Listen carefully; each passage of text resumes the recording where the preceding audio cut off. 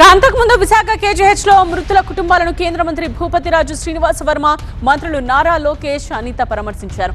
బాధిత కుటుంబాలతో మాట్లాడారు లోకేష్. ఘటన జరిగిన వెంటనే చర్యలు చేపట్టామని చెప్పారు. సీఎం, కేంద్ర మంత్రి బాధితులతో మాట్లాడారు. బాధితులకు ప్రభుత్వం అండగా ఉంటుంది అన్నారు. కమిట్మెంట్ ఉంది కాబట్టే వచ్చామంటున్నారు లోకేష్. రాజకీయం చేయడం సరికాదు అన్నారు. కేజీహెచ్ దగ్గర ఆవేదనతో ప్రశ్నించిన వారికి సర్ది చెప్పారు మంత్రి నారా లోకేష్. గంటలో మా ఎస్పీ గారు, కలెక్టర్ గారు వచ్చారు. ఇంకో గంటలో మా హోంమంత్రి గారు, ఎంపీ గారు వచ్చారు.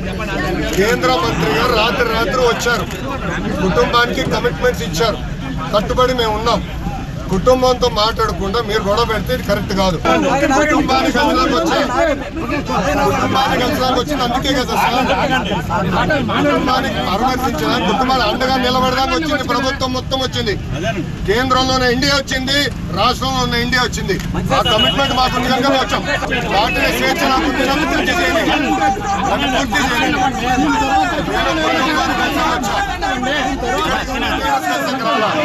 కుటుంబాన్ని కలిసి వచ్చా చూడండి, రాజకీయం చేస్తున్నారు. రాజకీయం